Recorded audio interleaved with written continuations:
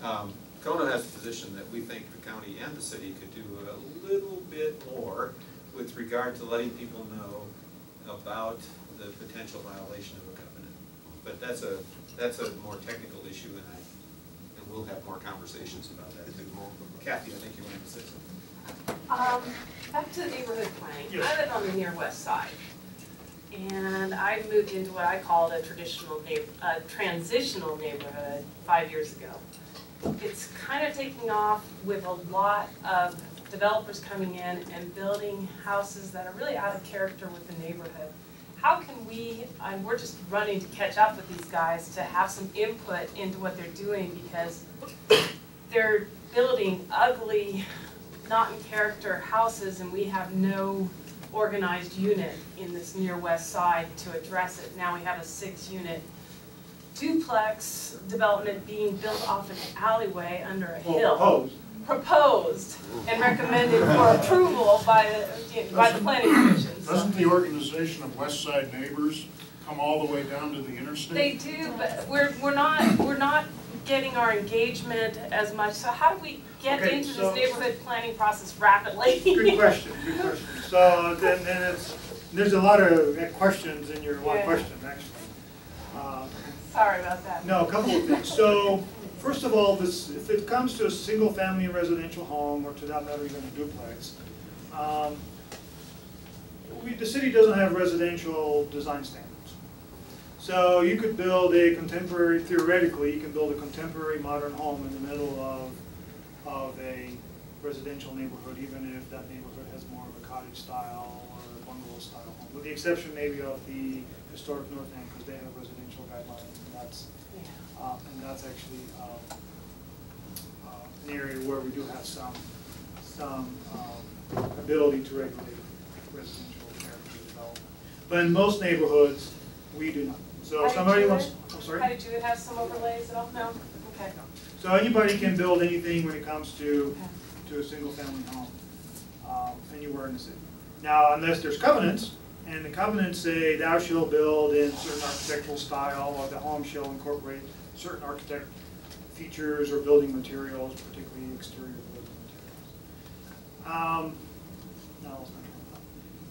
When it comes to commercial development, and commercial, let's say a triplex or more, or an office building or retail building, the city does have some ability, and I'm going to hear some chuckles in the audience, I'm sure, that the city code requires this commercial development to be harmonious and compatible with the surrounding properties. And that's been consternation of what does that mean? What's harmonious and compatible, particularly if you have zoning in place that allows you to build what you're proposing, or the developer is proposing. And we try to do the best we can with that, but the bottom line is the city doesn't regulate how buildings are designed. The second part of your question is, how do the neighborhood become more involved? In this particular case, and I probably shouldn't talk too much about it because it's at a quasi-judicial phase, because the Planning Commission's decision was appealed. We notify the adjoining property owners when we have the neighborhood meeting, before we render a decision or before it goes to hearing. We notify the neighborhood when it goes to hearing. But we don't know what we don't know. If the developer is thinking of, if that developer wanted to do something 2 years ago, he might have came to us, but he wasn't ready to submit an application. We really don't have a method, and I don't necessarily would agree that we should start the process too soon if the landowner isn't ready to proceed. So our process really starts at the pre-application level. When there's a formal pre-application filed, we meet, city staff meets with the developer and say, okay, these are your top issues, here's what you should look for. And then may or may not proceed with the project. When they do, they file the formal application, and that's really where the formal city review occurs. Neighborhood planning, for how, says my kind of detailed purpose, my detailed explanation had a purpose, is that neighborhood plans can then decide, okay, is a 4-plex or a 6-plex appropriate in our neighborhood? If it is, and the majority, not consensus, not 100%, but let's say the majority of the neighborhood says it's okay to have multifamily development in our neighborhood, then when individual projects come in, they should be less controversial because that neighborhood decided that it's okay to have higher density development. Higher density development isn't always bad. It allows for greater interaction, greater opportunities for transit. I'm not saying bus lines running on alleys or small residential streets, but certainly more robust, active neighborhood. But that comes with a price, is that it tends to change the historic character. And I don't mean architecturally historic, but kind of the historic character of it. And is that bad or good? I don't know. It's different depending on the. Thank you. I know there are two other questions which I'd like you to keep as short as possible. Then I'd like to give each of you three a chance to have a minute or two to say, I would have liked to have said this, or I wish you'd asked me that. I'll start with June. Okay, on the survey said comprehensive. So when I did the survey, I was looking at the city being one large circle and, you know, the upper level controlling what else everybody else did. So I'm wondering if there's some way you can designate those survey answers coming in that's dealing strictly with the neighborhood versus dealing with the whole circle. Am I making any sense? You are. Is that a question or a statement? Well, it's a question, I guess. I guess my advice would be, if you want to provide comments specific to your neighborhood and say, we believe that, and I'm making this stuff up here, in North Nevada should look like this, or South Academy should have X, Y, and Z. Good. I would encourage you to do it that way. And if you have some overarching city concerns, like we should have more apartments. I'm just making this stuff up here. Downtown. Downtown, say that, you know. So the survey is really, it is going to be somewhat guided, but if you have general comments, I do want you to feel free to give us your comments specific to your neighborhood. Okay, thank you. Judith. Quick question, Peter. Could you remind us what percentage of our 200 square miles is undeveloped? Ooh, this is where I wish Carl was here. So let's take about, out of that 195 square miles. Let's call it 200 because Yeah, that's so let's take away about I'm thinking, because you gotta subtract Benning Moose Ranch from that square footage, from those square miles. But it's undeveloped. So I would say about 160, 150 square miles where I would say it's developed, so I would say maybe 20% is undeveloped. Well, I've heard numbers much That's a higher. lot. I'm sure partially from Carl. I've heard. Yeah. And look at the density number, that math doesn't. And really depends on how you want to start that. If you look at undeveloped little parcels or larger tracts like a Benning Moose Ranch, and that's kind of, and I'm thinking if you already have an approved subdivision, like let's pick Wolf Ranch, that's already has an entitlement for its full build out, I would count that in my calculation versus excluding land that is simply undeveloped currently. To me, it's an important fact to know, especially if we're going to talk about topics like urban farms and whatnot, because, as I said, I've heard numbers much higher than 20%. Okay, I'm going to give you all a chance to say 1 or 2 minutes worth of stuff, but I'll start with Roger. Well, I don't quite know what to add. I guess what I would just encourage, if anybody has any thoughts or concerns from a building department level, all you got to do is give us a call, get on our website, send us an email, all of our contact information's on there. I guess in one respect, we're a little bit different than the city or county. We're a smaller organization. If you get a comment into us, we'll get it to the right person and get it passed around. So, especially with any questions, if you've heard something, give us a call and ask. If you've heard requirements changed, give us a call and ask, because there's a lot of misinformation out there. A lot of things get really twisted around. So just get in touch with us. We're more than happy to help.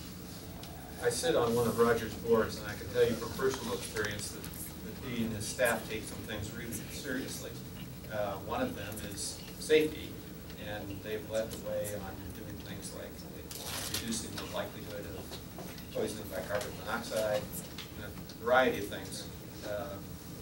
There are a couple of meetings that are open to the public that happen occasionally. They're probably for the most part pretty boring, but if you're interested in seeing the process, I'd encourage you to come. Thank you, Roger. They're all open to the meeting, or all open to the public, and Craig, thanks. I guess two things I would leave you with. First is a shameless plug that we do have an open seat on the Planning Commission. I always welcome kind of new faces, new perspectives. It's important to note that our staff serves both the Planning Commission and the Board of Adjustment. Board of Adjustment, if you're not familiar, looks at variances to the dimensional requirements. So a building wants to be too tall, wants to be too close to the property line, wants to cover too much of the lot. Those are things that have to go to the Board of Adjustment. I believe we even have some vacancies on there. So again, another shameless plug. If you want to get involved, those are great opportunities. You can kind of learn the process and then ultimately participate. We also serve obviously the Board of County Commissioners. The last thing I would leave you with is I'm a resident of both the city and the county. I live in the city. I think it's important to note that I think that our governments, and I include Roger's group in this, are probably working as well together as maybe they ever have. I coordinate with Peter's group all the time.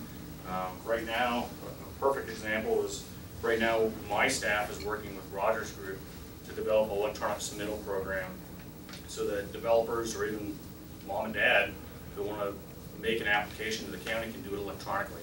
They don't have to drive all the way in from Calhan. If you're a developer, your consultant doesn't have to drive down from Denver, whatever the case may be. All of it's going to be based on the web. That includes sending out to outside agencies. So without the coordination with Roger's group, I'm not sure it would be possible. But I think that's something that's important that we leave you with is I think we're all working better together now than certainly than we had in my 9 years in the county, if not even beyond that. So, and if you have any questions, I think my contact number is on here. Feel free to give me a call.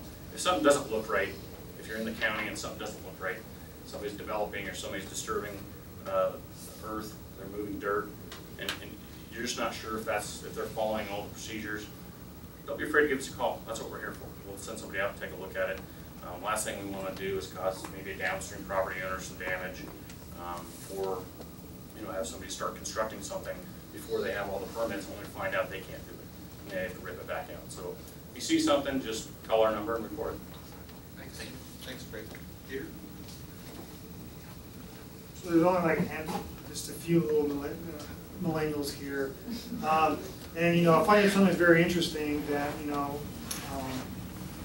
city leadership, and I'm not doing just council and mayor, but folks like HBA and others, we try to plan for the millennials. But yet millennials tend not to get involved. And I know it's hard, and I know it's you got to invest time, but I do encourage those that are in that category to become more involved. Because ultimately, long-range planning is providing a livable city for those individuals that will be here, hopefully 10, 15, 20 years from now, or no longer be involved, or a young professional.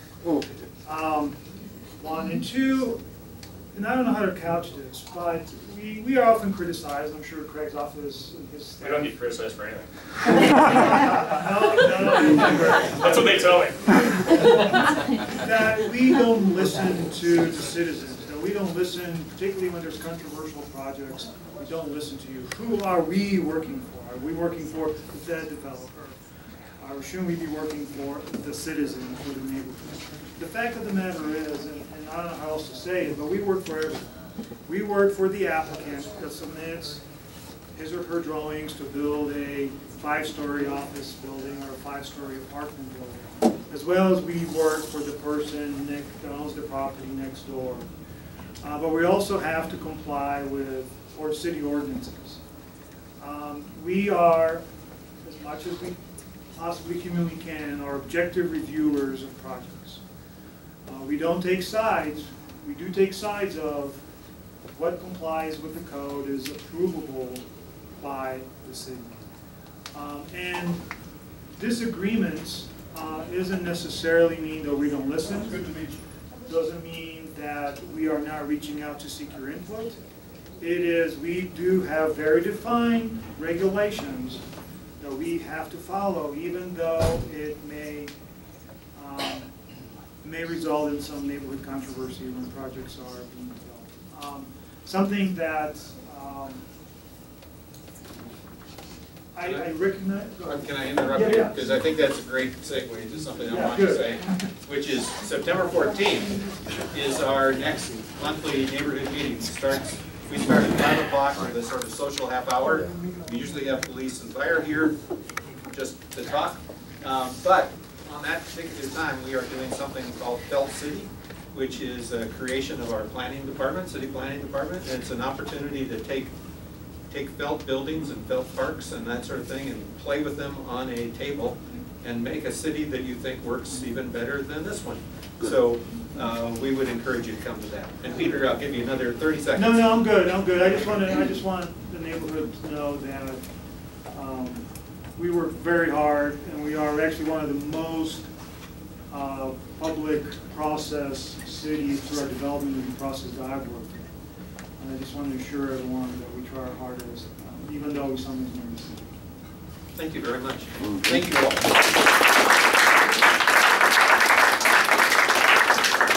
And real quickly, September 19th, we have a lunch talk with the president of the city council, Merv Bennett. That should be really interesting. It's an hour. We'll probably give Merv 10, 15 minutes to talk and then lots of questions. And I know Merv's looking forward to that. October 7th, there's an art exhibit, which is going to be here from 5 to 8 on a kind of a really interesting thing. This photographer has taken a picture of the same tree every day for a year. It should be very cool. And October 12th is our annual neighborhood meeting where we're going to have elections. And I won't tell you more than we will have a very special celebration. So we hope to have a lot of people here. And then next Tuesday, economic development. That should be also very interesting. As you know, that's a hugely important issue for this city in particular that has lagged the state in producing jobs. We have some